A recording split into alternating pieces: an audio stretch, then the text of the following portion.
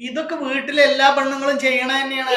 നിർത്തോ, കാലങ്ങളായിട്ട് നിങ്ങളെ കെട്ടിയമാരെ സ്ഥിരമായിട്ട് പറ്റൂലേ? ഞാൻ എന്തൊക്കെ പണിയപ്പോ ചെയ്യണ്ട്?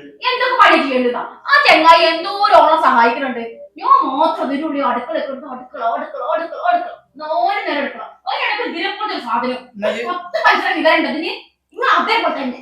എങ്ങനെ ഉണ്ടാവുക? ഈ കുട്ടികളോട് പെരുമാറുന്ന രീതിയല്ലേ ഇത്? എന്റെ ബഹളം, എന്റെ ഒച്ച എന്താണിത്? ശബ്ദ മലിനീകരണ ഇതൊക്കെ ഒരു നിശ്ചിത ഡെസിബലിൽ ഉണ്ട് കേട്ടാ ഈ ശബ്ദം പുറത്തേക്ക് തള്ളുന്നതിന്. ഈ അതിന്റെ അപ്പുറം പരിധി കവിഞ്ഞിരിക്കുന്നു.